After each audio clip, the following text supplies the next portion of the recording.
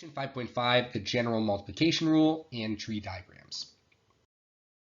About 55% of high school students participate in a school athletic team at some level.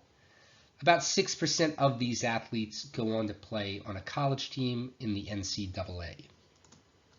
So we wanted to find the percent of high school students that play a sport in high school and go on to play on an NCAA team.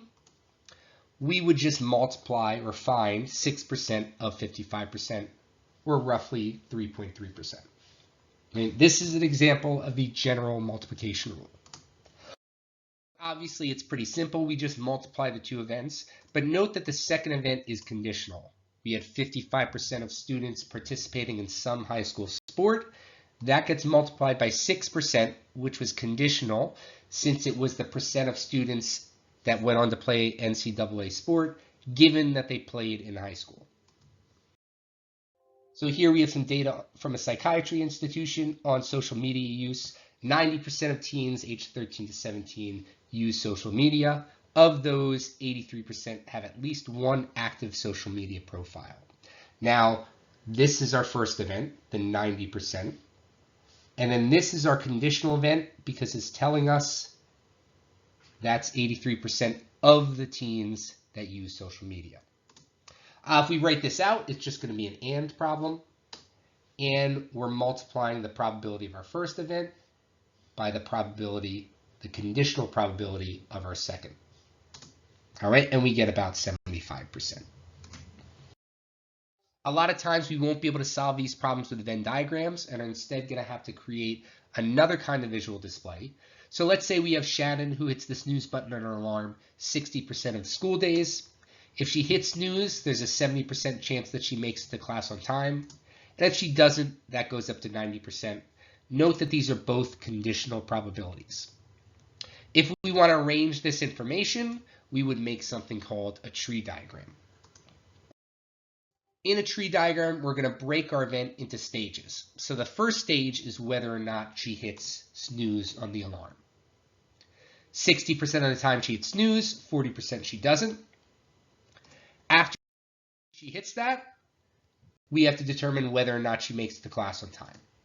If she hits snooze, she makes the class on time 70% of the time and is late 30%. If she doesn't hit snooze, it's 90% on time, 10% late. Now to find the probability of each of these individual events, we're just going to multiply the branches of the tree here. So for example, 60% times 70% gives us that 42%. 60% times 30% gives us that 18%. Those are all the outcomes where she first hit the snooze button. And then we're going to do the same thing going down the second branch where she doesn't hit the snooze button to figure out those other probabilities. Note that if we added all these probabilities together, they'll equal 100% exactly. So in other words, this is the full sample space of everything that can happen. What's the probability that Shannon hits the snooze button and is late for class? And problem, we're going to be multiplying.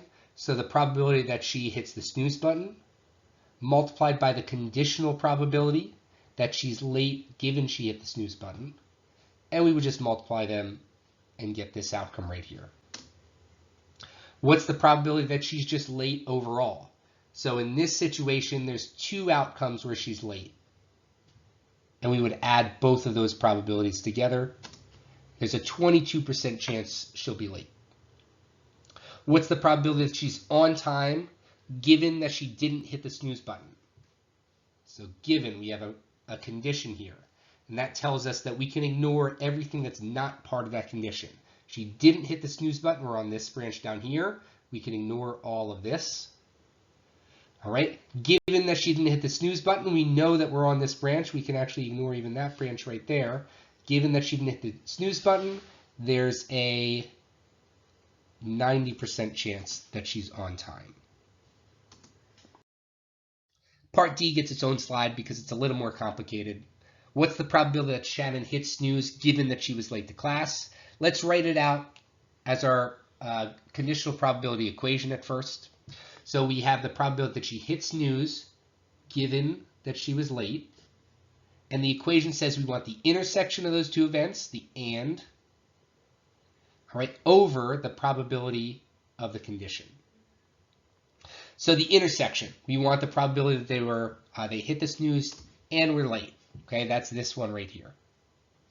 All right, 18%. The probability of the condition, the probability that she was late overall. There's two outcomes here, and we needed to combine both of them, just like we did in Part B. So we end up with 18 out of 22%, or 81.8%. If we think about this another way, all right, there's 22% of the time where she's late. Of that 22% of the time, 18% is when she hit the snooze button. That gives us that same fraction. So let's make another tree diagram from scratch. Spotify revealed that 47% of its users are aged 13 to 24, 25% are 25 to 34, 28% are 35 or older. Of that youngest group, 85% said pop was their favorite music genre.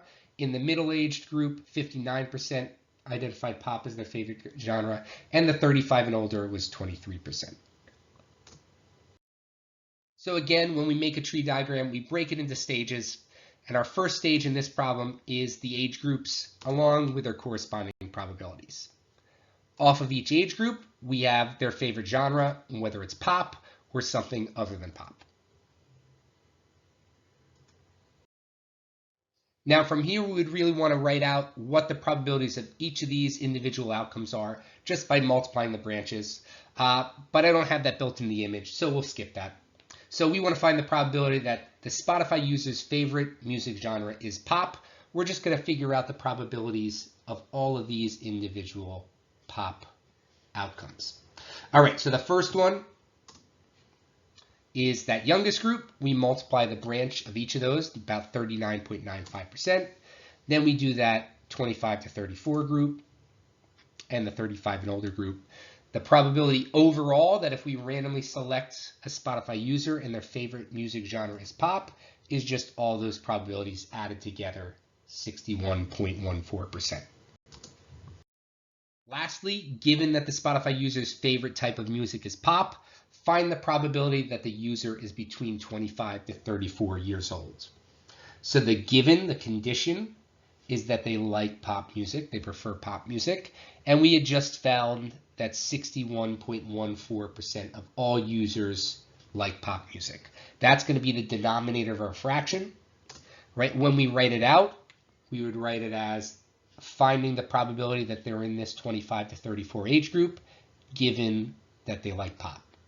This is the denominator, 0.6114 is on the bottom of our fraction there.